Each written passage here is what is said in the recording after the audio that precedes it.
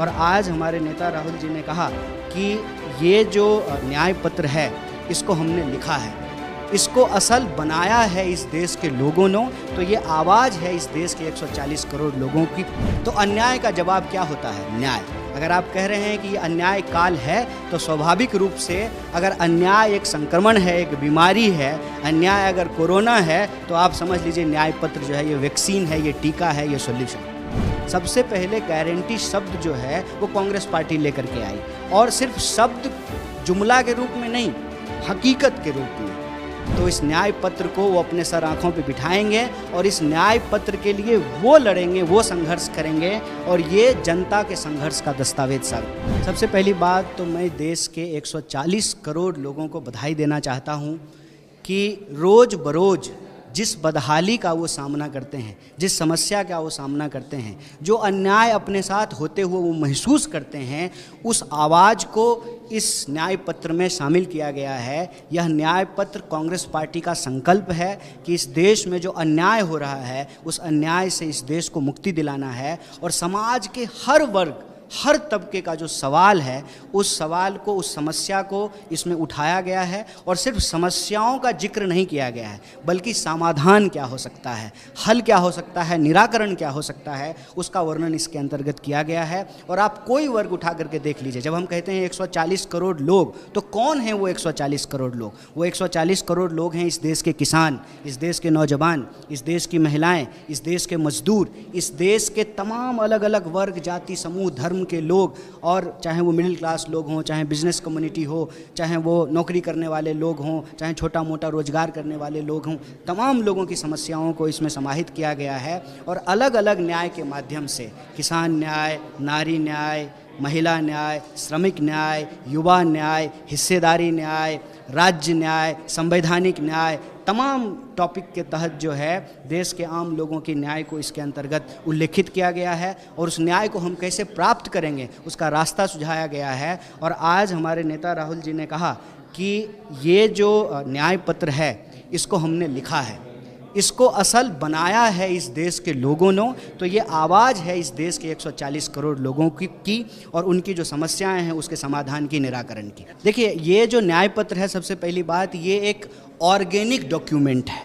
और आज जो है राष्ट्रीय अध्यक्ष मल्लिकार्जुन खड़गे जी ने याद दिलाया देश को कि कांग्रेस पार्टी ने जब पहला घोषणा पत्र जारी किया था आज़ादी के बाद, नेहरू जी ने जिसको लिखा था, तो उस घोषणा पत्र का नाम था व्हाट कांग्रेस स्टैंड्स फॉर, मतलब कांग्रेस किसके लिए खड़ी है।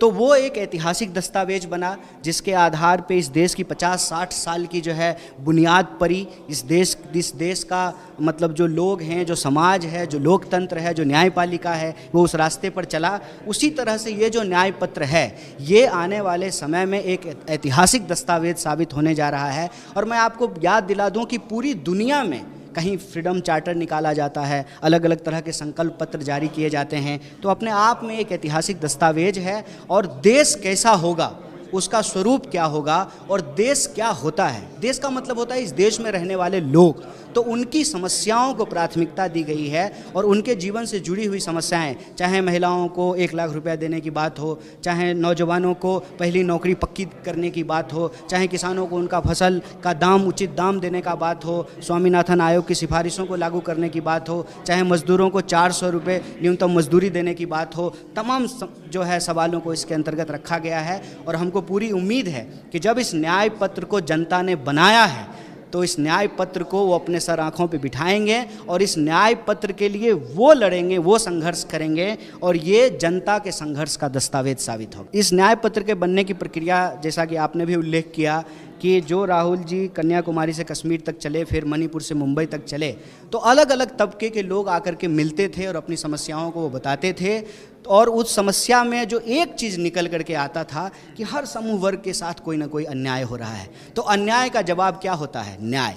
अगर आप कह रहे हैं कि ये अन्याय काल है तो स्वाभाविक रूप से अगर अन्याय एक संक्रमण है, एक बीमारी है, अन्याय अगर कोरोना है, तो आप समझ लीजिए न्याय पत्र जो है ये वैक्सीन है, ये टीका है, ये सॉल्यूशन है। आप देख लीजिए कि जहाँ जहाँ भाजपा की सरकार नहीं है उसके चीफ मिनिस्टर अक्सर जो है वो प्रेस कॉन्फ्रेंस करते हैं, दिल्ली आते हैं और कहते हैं कि केंद्र जो है उनके हिस्सा का टैक्स उनको नहीं दे रहा है, जीएसटी का पैसा उनको नहीं दे रहा है, उनको राज्य में जो कर्मचारी हैं उनको वेतन देने के लिए पैसा नहीं है, राज्य का विकास करने के लिए उनके पास फंड नहीं है।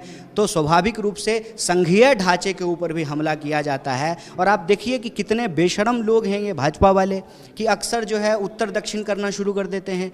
इनका काम ही है समाज को बांटना। तो ये जो बंटवारे की राजनीति है, उस बंटवारे की राजनीति को समाप्त करने के लिए और देश को एकता की सूत्र में पिरो करके रखने के लिए राज्य न्याय की भी बात की गई है ताकि संघीय ढांचा को बचा करके रखें। ये तो पहली बात तो ये जो है ना, ये गारंटी शब्द जो है वो कांग्रेस से चोरी किया है। सबसे पहले गारंटी शब्द जो है वो कांग्रेस पार्टी लेकर के आई, और सिर्फ शब्द जुमला के रूप में नहीं, हकीकत के रूप में। जो गारंटी कांग्रेस पार्टी ने कर्नाटक में दिया उसको लागू किया, राजस्थान में जो दिया उसको लागू किया, हिमाचल में जो दिया उसको लागू कर रहे हैं। तो गारंटी शब्द जो है वो कांग्रेस पार्टी के द्वारा लाया गया है। अब होता है ना कि कोई चीज़ अगर अच्छी लग जाए तो तुरंत जो है उसको कॉपी कर लिया जाए, और मोदी जी की तो पुरानी आदत है, आपको याद ही होगा, एक प्रेस कॉन्फ्रेंस में जो है पबजी खेलना शुरू कर दिए थे। तो हमारे यहाँ यही कहते हैं कि बुरी घोरी लाल लगाम। तो इनको कभी कभी जो है इस तरह के शब्दों को से जो है आकर्षित होते हैं और इनको लगता है कि तुरंत जो है उसको अपने कब्जे में ले लिया जाए। लेकिन बोलने से नहीं होता है, करना पड़ता है, ज़मीन पे लागू करना पड़ता है। उसकी क्या गारंटी है? जो गारंटी बोल रहे हैं वो कौन सी गारंटी लागू किए हैं? इससे पहले भी तो उन्होंने जो है गारंटी दी थी ना कि हम सबके खाते में 15 लाख पहुंचाएंगे, 2 करोड़ नौकरी देंगे, सबके लिए पक्का मकान बनाएंगे, किसानों की आमदनी दुगनी करेंगे, बुलेट ट्रेन चलाएंगे, इनकम टैक्स जो है वो समाप्त करेंगे। कौन सी गारंटी उन्होंने पूरा किया है? तो उनको मालूम है कि उनके बाद की कोई गारंटी नहीं है, इसीलिए वो गारंटी। स्वाभाविक रूप से हाथ ने ही इस देश को बनाया है, हाथ ही इस देश को बचाएगा और हाथ ही इस देश को बेहतर भविष्य की ओर लेकर के जाएगा। हाथ ही बदलेगा हालात।